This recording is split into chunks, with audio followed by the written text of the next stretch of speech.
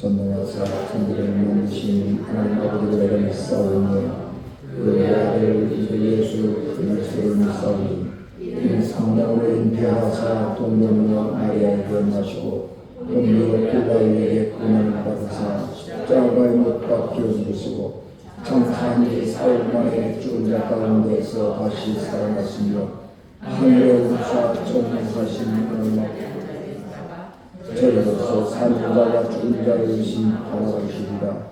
성령을 믿사오며 거룩한 공회와 성부가서 교통하는 것과 죄를 사하여 주시는 것과 몸이 다시 사는 것과 영원히 사는 것을 믿사옵나이다. 아멘.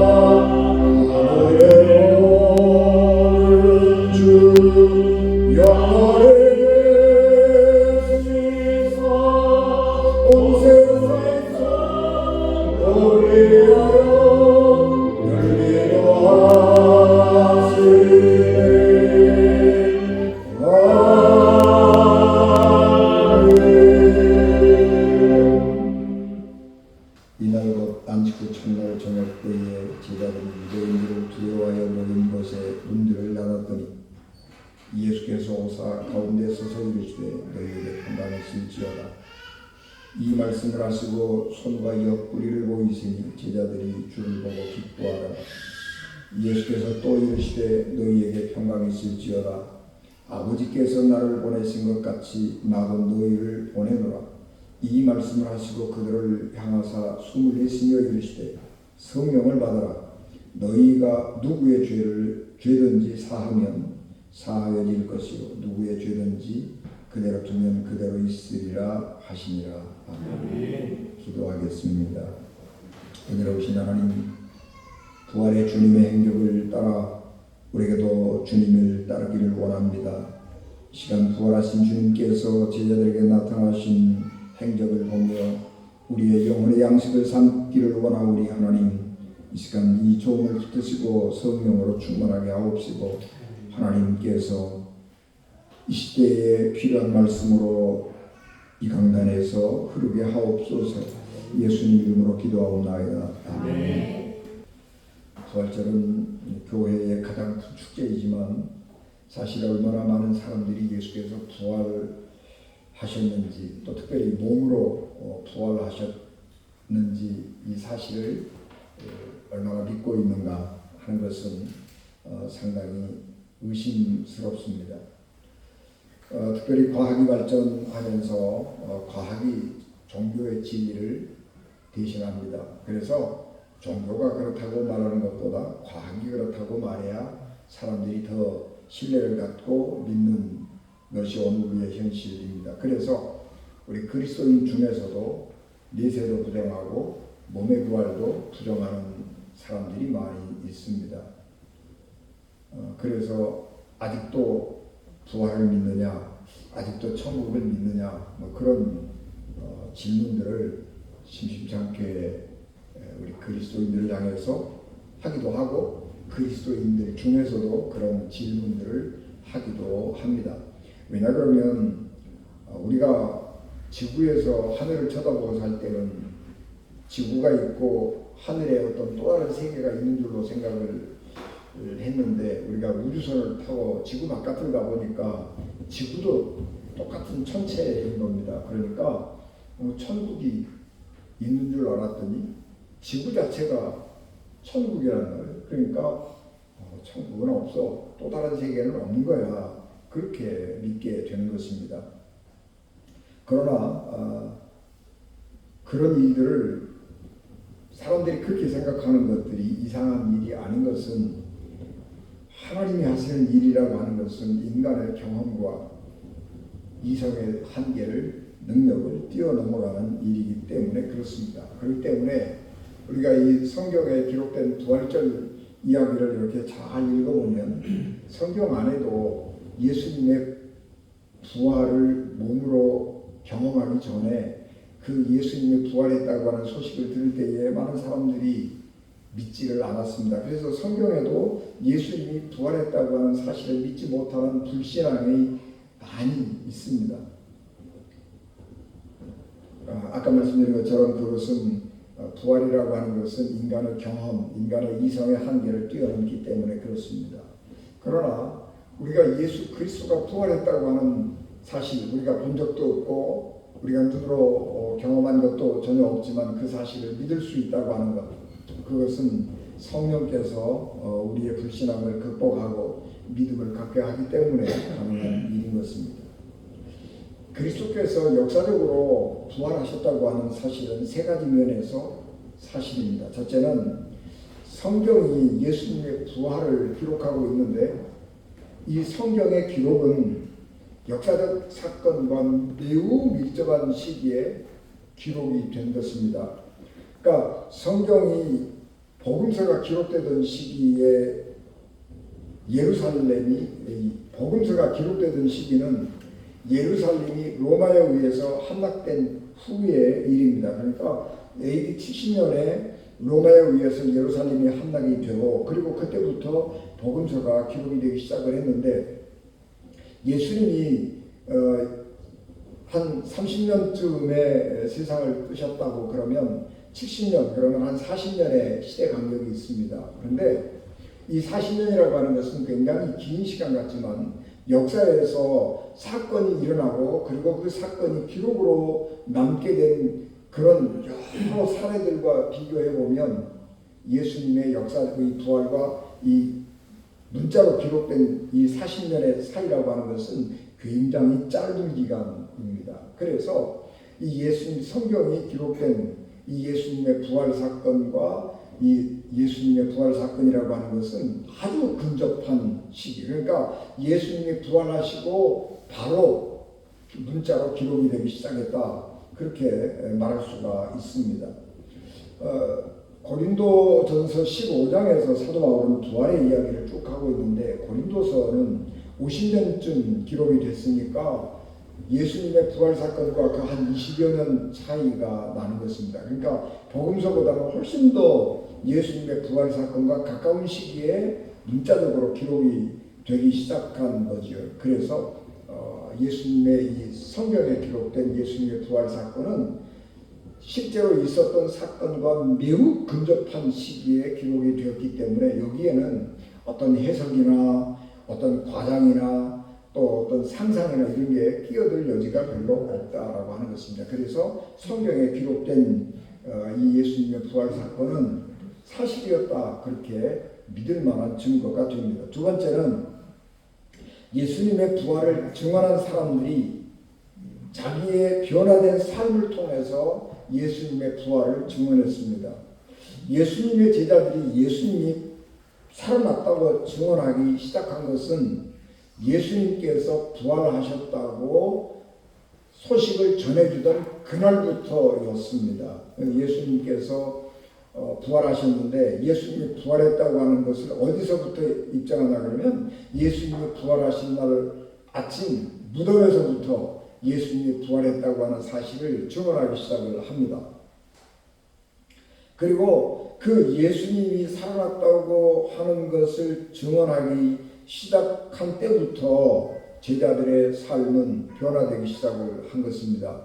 물론 온 제자단이 예수 그리스도를 믿는 모든 사람들이 성령을 받고 그들 전체가 그리스도의 증인이 된 것, 아주 적극적인 그리스도의 증인이 된 것은 성령 이 강림하신 후 일이라고 우리가 볼 수 있지만 예수 그리스도가 죽은 자 가운데서 살아나셨습니다. 그렇게 부활을 증언하고 다닌 사람들은 예수님을 만난 후에 자기의 변화된 삶으로 자기의 증언을 입증했습니다. 그러니까 말과 행동이 같다는 말입니다. 그런데 그 말과 행동이 말이 바뀌면서 동시에 행동도 같이 바뀐 것입니다. 그러니까 이 제자들의 말과 제자들의 행동이 변한 것과 예수님의 부활 사건과는 일치하는 것입니다. 그래서 예수님의 부활을 경험한 제자들이 예수님이 살아나셨다고 증언했고, 그리고 그 증언을 그들의 말로 입증해서 보인 것입니다. 예수님의 부활이라고 하는 것은 우리가 입증할 수 있는 게 없죠. 우리가 죽었다가 살아날 수 있는 거 아니잖아요. 얼마 전에 몇 년 전에 우리나라에서 우리 경상도 어디 그쪽에서 십자가에 달려 죽은 묘한 아주 미스테리한 사건이 있었잖아요. 예수님처럼 십자가에 달려 죽으면 지도 살아날 수 있으리라고 믿으면서 자기가 스스로 할 수는 없고 누군가에게 부탁해서 그렇게 했을 것이라고 생각을 할 수 있지만, 여러분, 사람이 죽으면 그만이에요. 살아나지 못하는 거예요. 그렇기 때문에 내가 죽었다가 와, 내가 살았잖아, 예수님도 살았어, 그렇게 입증할 수 있는 게 아니에요. 우리는 예수님의 부활을 어떻게 입증하느냐, 부활하신 예수님을 내가 만났다고 하는 것을 어떻게 입증하느냐, 그러면 그거는 실존적으로 할 수밖에 없는 거예요. 실존이라고 하는 것은 내 삶이 변했다는 거예요. 내가 현재 살고 있는 내 삶에서 내가 변했다고 하는 것, 그것을 가지고 내가 부활하신 예수님을 만났다고 입증하는 것이고, 그 만난 것을 증언하는 것입니다. 그래서 이렇게 보면 제자들은 그런 점에서 부활하신 예수 그리스도를 만난 것이 틀림이 없다라고 하는 것입니다. 세 번째는 예수께서 부활하셨다고 하는 것이 거짓말이라고 하는 증거를 당시 사람들이 내놓지 못하고 있습니다. 예수님이 부활하셨다고 제자들이 전하고 다닐 때에 가장 깜짝 놀란 사람들은 예수님의 죽음에 직접적으로 관계된 사람들이었을 것입니다. 아니, 자기가 재판을 해가지고 예수님을 십자가에 처형해버렸는데 그 처형당한 사람이 살아났다고 그 제자들이 막 떠들고 다니는 거예요. 그러면 이 혹세무민하는 거 아니겠어요? 이 제자들이 단체로 혹세무민하는 거예요. 그러면 이 정치인들이나 예수님의 죽음에 관계 있는 이 종교인들이 그걸 철저하게 막아야죠. 그런데 이 사실을 막지 못했다고 하는 것입니다. 예수님이 부활했다고 하는 사실을 부정하는 증거를 아무것도 제시하지 못한 것입니다. 그러니까 예수님의 제자들이 당신들이 죽인 예수 그리스도가 살아나셨습니다, 그리고 말을 하고 다닐 때에 기껏 할 수 있다는 것이, 잡아다가 협박하고 너 그따문 소리하고 다니면 내가 가만 안 둘 거야, 그렇게 협박하는 정도였습니다. 더더군다나 그 예수님을 십자가에 처형했던 정치 지도자, 종교 지도자들은 예수님께서 생전에 내가 죽었다가 살아난다 라고 하는 말을 제자들에게 했다는 것을 알고 있었습니다. 그러니까 예수님이 다시 살아날지도 모른다고 하는 생각을 하면서 예루살렘의 종교 정치 지도자들이 대책을 세우는 것입니다. 마태복음 27장 63절 64절, 살아있을 때에 말하되 내가 사흘 후에 다시 살아나리라 하는 것을 우리가 기억하노니 그러므로 명령하여 그 무덤을 사흘까지 굳게 지키게 하소서. 그의 제자들이 와서 시체를 도둑질하여 가고 백성에게 말하되 그가 죽은 자 가운데서 살아났다 하면 후의 속임이 전보다 더 클까 하나이다. 자기들끼리 예수님이 십자가에 달려 돌아가신 다음에 사후 대책을 논의하는 거예요.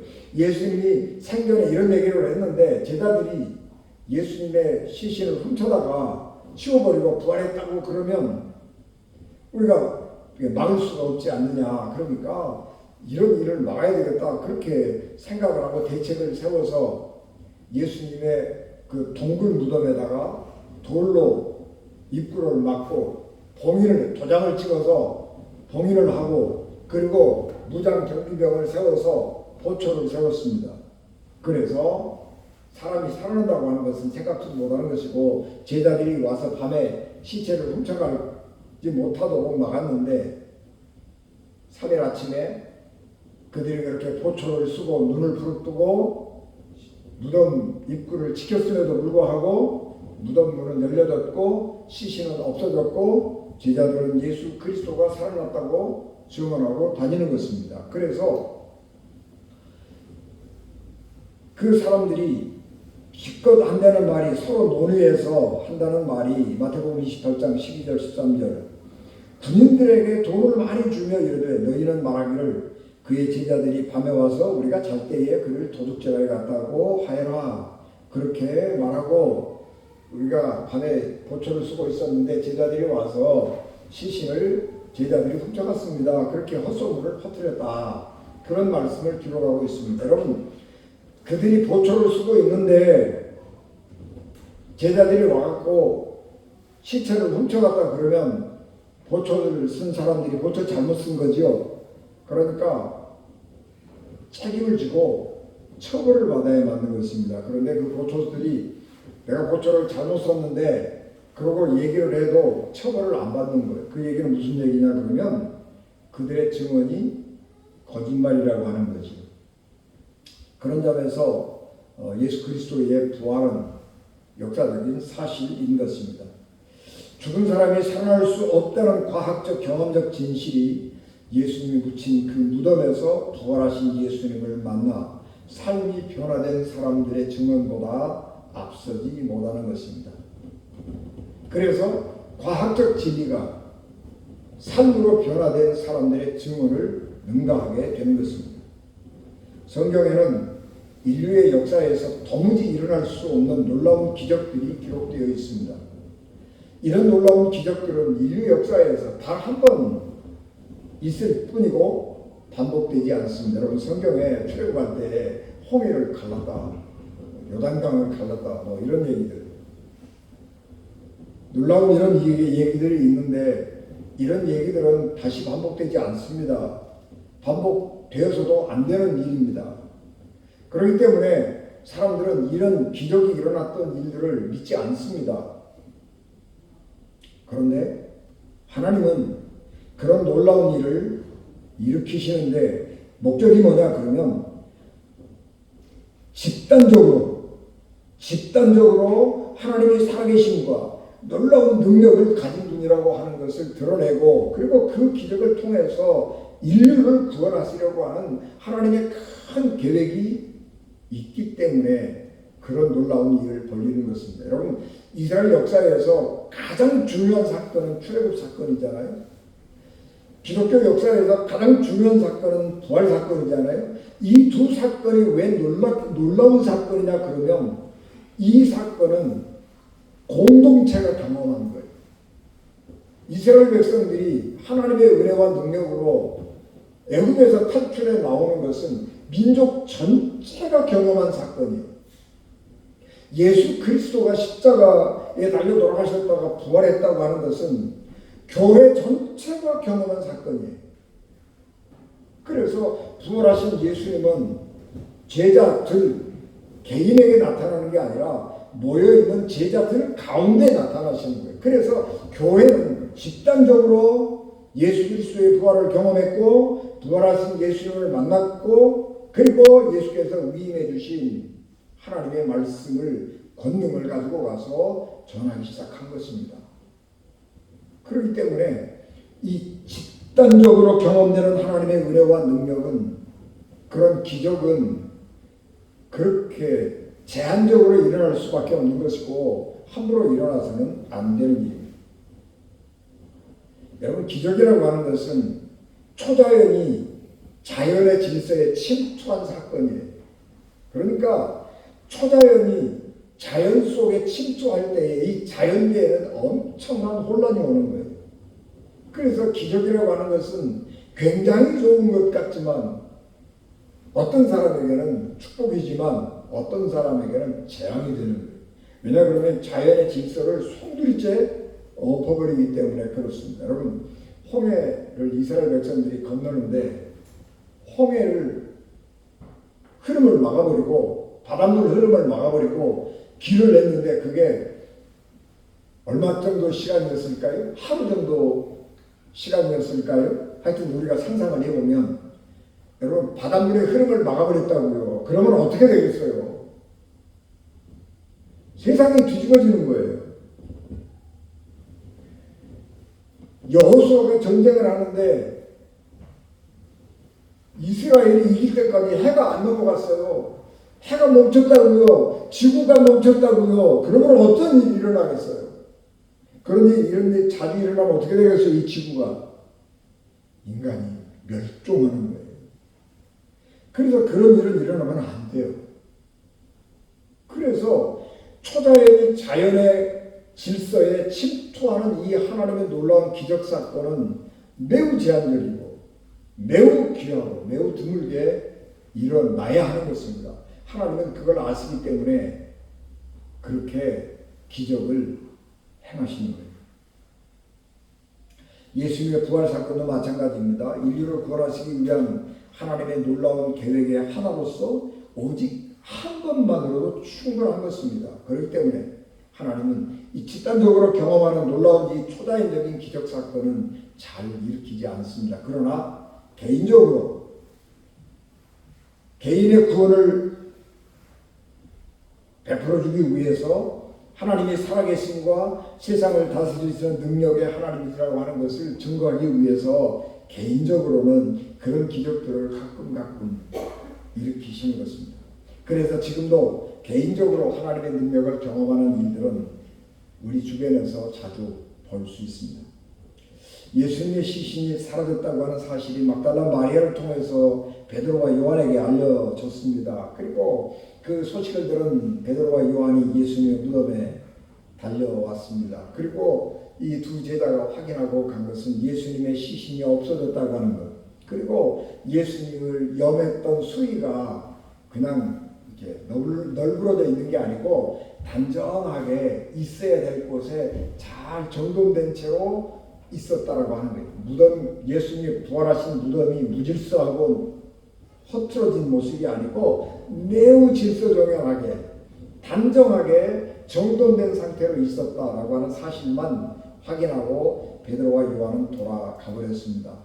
그리고 예수님의 시신이 없어진 사실을 안타깝게 여겼던 막달라 마리아만 그 새벽에 무덤가를 서성거리다가 부활하신 주님을 만났습니다. 그리고 그 예수님이 부활했는데 그 부활하신 예수님을 만났다고 하는 소식은 제자들에게 곧 전해졌습니다.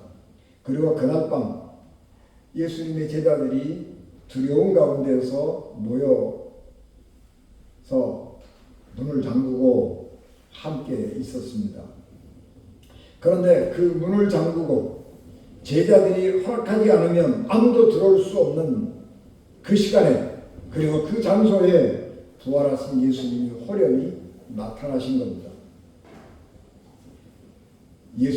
부활하신 예수님은 시간과 공간의 제약을 뛰어넘어서 다니시는 거예요. 부활하시기 전에 육체를 입으신 예수님은 시간과 공간의 제약을 받으셨고 육체의 연약함을 그냥 다 가지고 계신 분이었지만 부활하신 예수님은 시간과 공간의 제약을 받지 않습니다.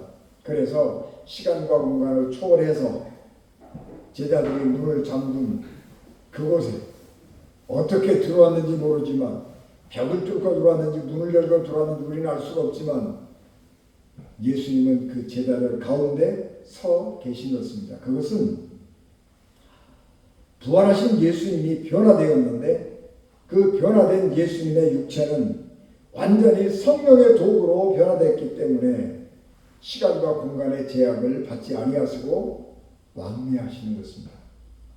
이런 변화된 예수님의 육체처럼 우리도 부활의 날에 그렇게 변화될 것입니다. 왜냐 그러면 예수님은 첫 열매예요. 예수님은 첫 열매이기 때문에 예수님을 따라가는 사람들도 같은 열매를 맺는 거예요. 예수님이 그렇게 되셨으면 우리도 예수 그리스도를 믿는 우리도 그렇게 되는 것입니다.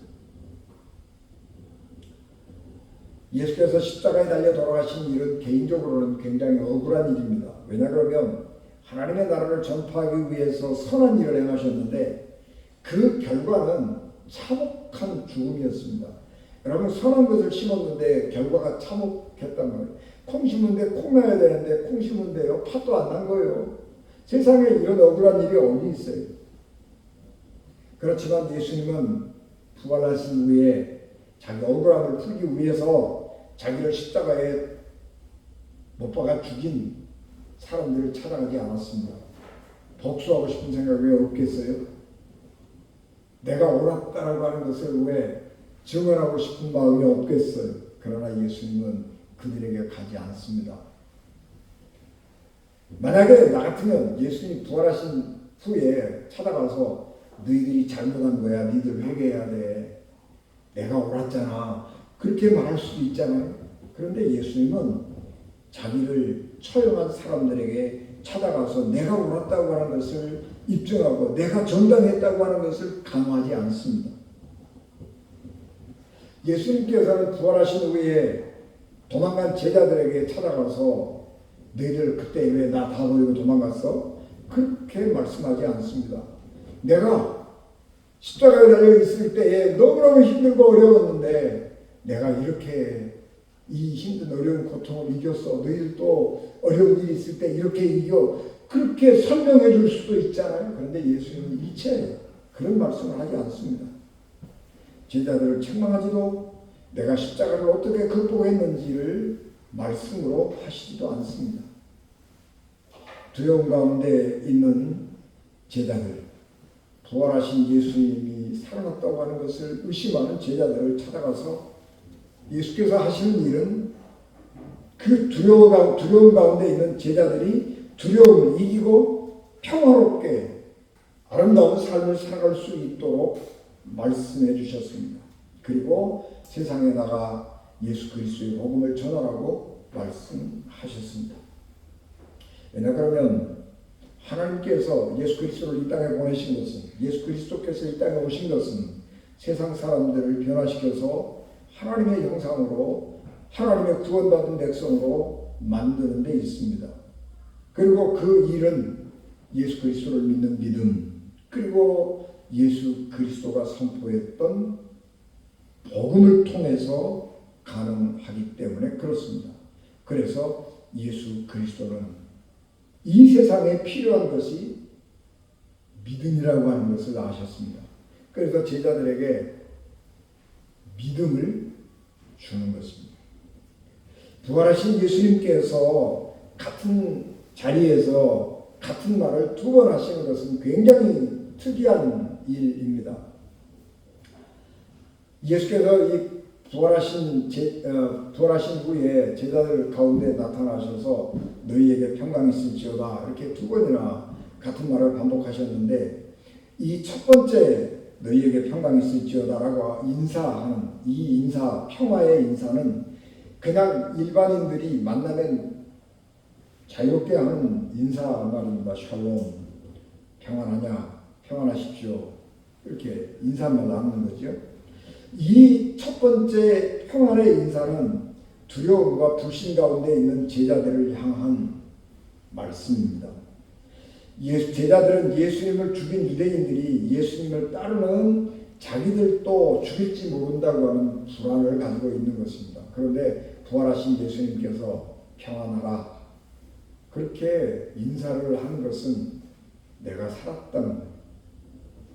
살아났기 때문에 이제는 두려워하지 말라는 거예요.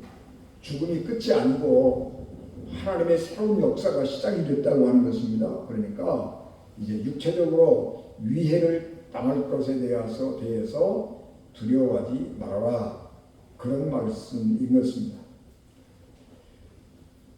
제자들이 부활하신 예수님을 보고 기뻐했지만 예수님께서 증거해 주는 게 있어요.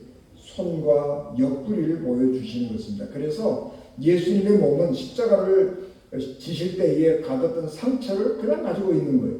예수님께서 제자들에게 이 상처를 왜 보여주시느냐 그러면 예수님의 정체를 드러내는 것입니다. 예수님은 지금 제자들 앞에 서 있는 예수님은 그들과 함께 3년 동안이나 먹고 마시고 기적을 행하고 함께 잠을 자고 대화하고 그런 예수님이었고, 십자가에 달려 돌아가신 그 예수님이었고 그 예수님이 지금 눈앞에 있는 예수님이었습니다. 예수님의 정체는 같은 거예요.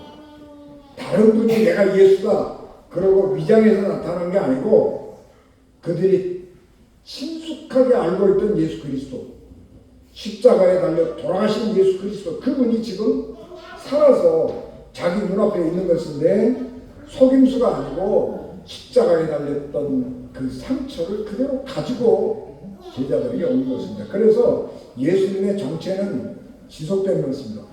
죽음을 이기고 부활하셨지만 예수님은 제자들이 알아볼 수 있도록 삶의 흔적을 가지고 계셨고 삶의 정체성을 가지고 계셨습니다. 그래서 이 제자들은 자기 눈앞에 있는 분이 자기들이 모시고 선생님으로 모시고 따르고 섬겼던 십자가에 달릴 때 자기들이 버리고 떠났던 바로 그분임을 확신하는 것입니다. 그래서 예수 그리스도의 부활을 확증하는 것입니다. 그래서 제자들은 이제 두려움이 없어지는 것입니다. 유대인들이 선생님을 죽인 유대인들이 나를 죽일지도 모른다고 하는 두려움을 넘어서는 것입니다. 왜냐하면 예수님이 죽음을 이기고 부활하셨기 때문입니다. 두 번째로 예수께서 너희에게 평강이 있을지어다 그렇게 인사하시면서 뒤에다가 사족을 더 붙여요. 예수께서 나를 보내신 것 같이 나도 너희를 보내노라 그렇게 말씀을 하십니다. 자, 이것은 평강이 있을지어다 인사를 하고 그 뒤에다가 이유를 다른 이유는 내가 두 번째로 평강을 너희들에게 선포하는 이유가 이것이다 라고 하는 것을 말씀하시는 것인데, 내가 너희들을 세상으로 보내겠다. 그런데 내 명령을 따라서 세상으로 갈지라도 두려워하지 말아라. 그런 말씀인 것입니다. 두려움을 극복하고 이 세상으로 복음을 들고 나갈 때 느끼는 두려움을 극복하고 복음을 들고 세상으로 평안하게 가는 것입니다. 왜냐 그러면 예수님을 죽인 세상에서 예수님을 믿는 사람으로 살아간다고 하는 것은 두려운 일이기 때문에 그래요. 우리가 예수 그리스도를 믿는 사람으로서 이 세상에서 살아갈 때 두려움 같은 것들을 느껴요. 우리가 예수 믿는 사람이라고 하는 것을 커밍아웃 하면 다른 사람들이 나를 왕따시키지 않을까? 그런 거. 다른 사람들이 나에게 더 많은 짐을 지우지 않을까? 더 많은 기대를 하지 않을까? 그런 이유들, 개인적인 여러 이유들 때문에 내가 예수 그리스도를 믿는 사람이라고 하는 것을 감춰버리는 거예요. 그런 두려움들을 우리가 갖고 살아요. 왜냐하면 십자가, 세상이라고 하는 것은 공정하지 못해요. 세상은 정의롭지 않아요. 그래서 예수님을 죽여버렸다니까. 내가 정의롭게 살면, 내가 믿음으로 공의롭게 살면 나를 막 잘했다고 넌 정말 의로운 사람이야 그러고 막 칭찬해 주는 게 아니라 나를 무슨 이상한 사람처럼 까친 눈으로 쳐다보고 날 잡아먹으려고 그러기도 하고 나를 이용해 먹으려고 그러기도 하고, 그래서 내가 손해볼 때가 많아요. 그래서 두려운 거예요. 그런데 예수님은 그런 두려움을 이기고 세상 가운데서 예수 그리스도를 믿고 증언하는 사람으로 살아가라고 하는 것입니다. 그래도 부족하니까, 그래도 약하니까 예수께서 뒤에 숨을 내쉬며 성령을 받아라 그리고 말씀하십니다. 그리고 너희들이 나가서 누구의 죄든지 용서하면 죄가 용서받을 것이고 누구의 죄든지 그대로 두면 그대로 있으리라 그렇게 말씀을 하십니다. 우리가 두려운 세상에 복음을 들고 나갈 때, 또는 우리가 두려운 세상에서 그리스도인으로서 살아갈 때에 성령께서 우리를 도와주실 것입니다. 그래서 우리가 평화 가운데 살아갈 수 있습니다.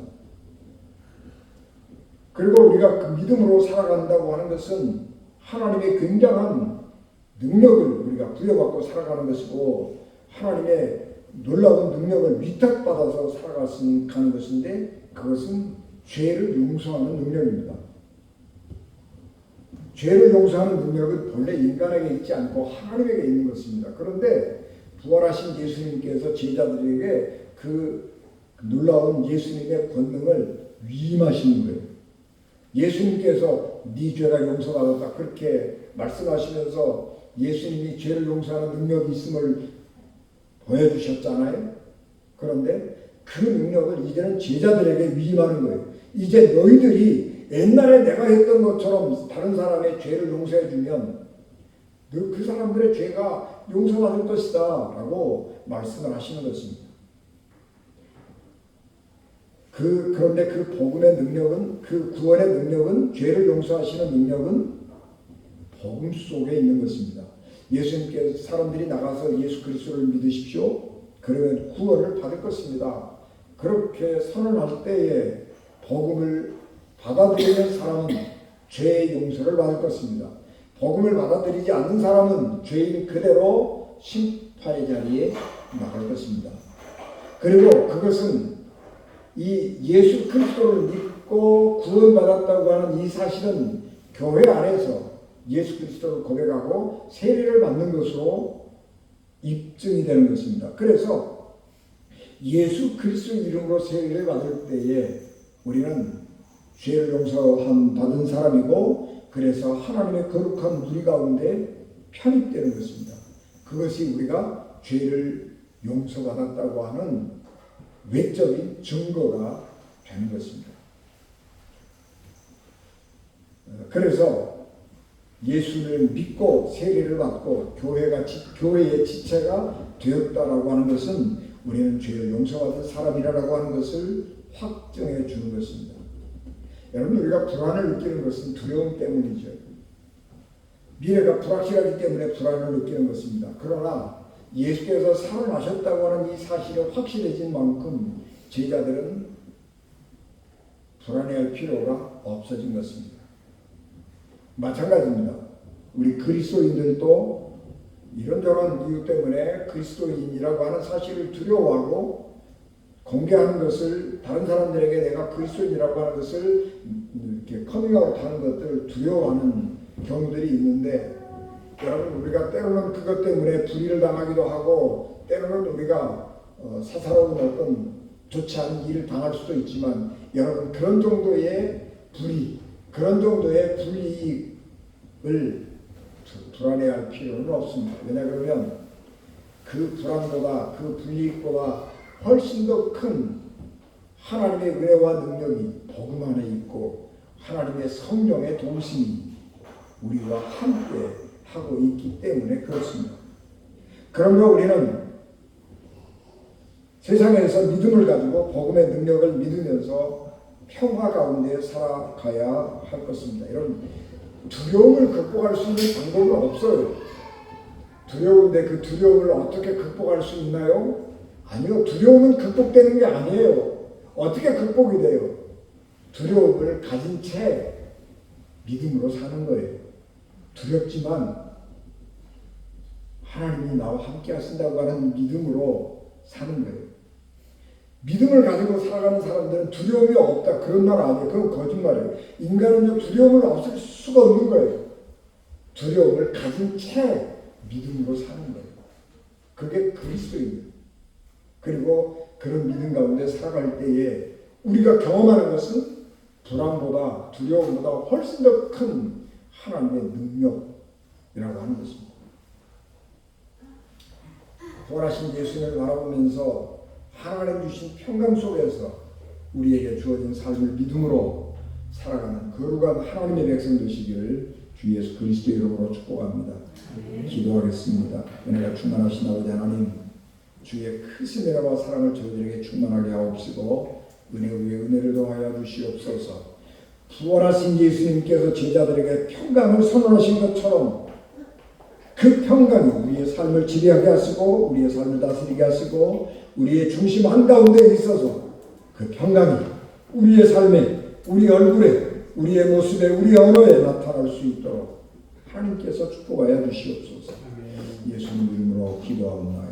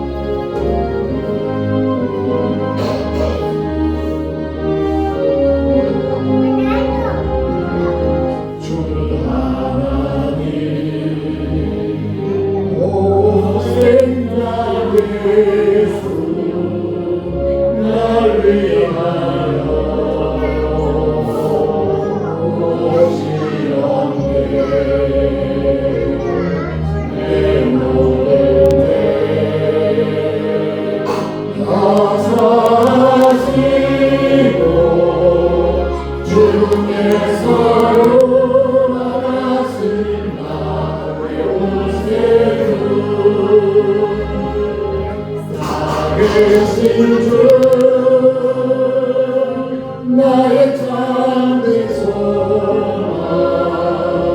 걱정을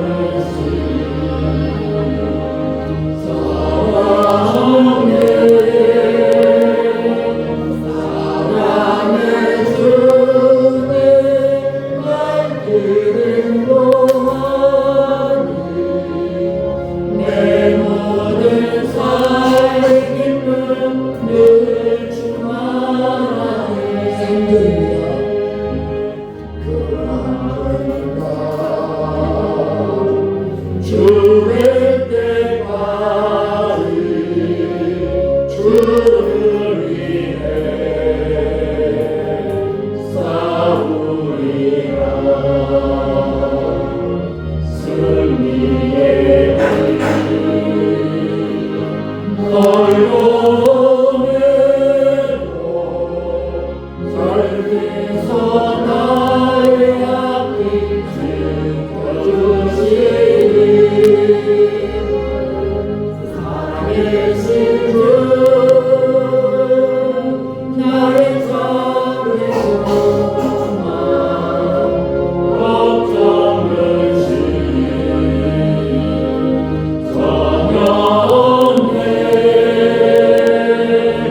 사랑의 주님 날 인도하니 내 모든 삶의 기쁨 늘 충만하네.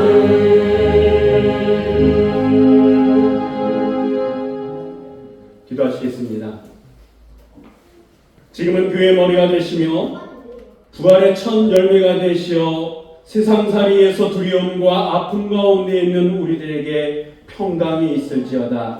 평강의 메시지를 주신 우리 주 예수 그리스도의 은혜와 죽으신 예수 그리스도를 부활시키기까지 우리들에게 평강 주시기를 원하시는 하나님 아버지의 사랑하심과 지금도 우리와 함께 하시며 우리들을 붙드셔서 평강의 삶을 살고 평강의 삶을 전할 수 있도록 끊임없이 이끄시고 인도하시는 성령님의 감동과 교통 충만하심이 2025년 부활주의를 맞아 평강의 삶을 살기를 소원하며 사모하는 은진교회 오늘께 모든 성도들과 저들의 가정과 저들의 직장과 저들에게 주신 기업과 이 나라의 임적 이 땅의 모든 교회 위에와 태중의 아이와 새 생명을 준비하는 김성택, 오정은 가정과 수술받고 치료받고 계시는 조영의 사모님과 오늘 이 자리에 함께하지 못한 우리들의 가족들을 위해 지금부터 영원토록 늘 항상 함께하여 주셨기를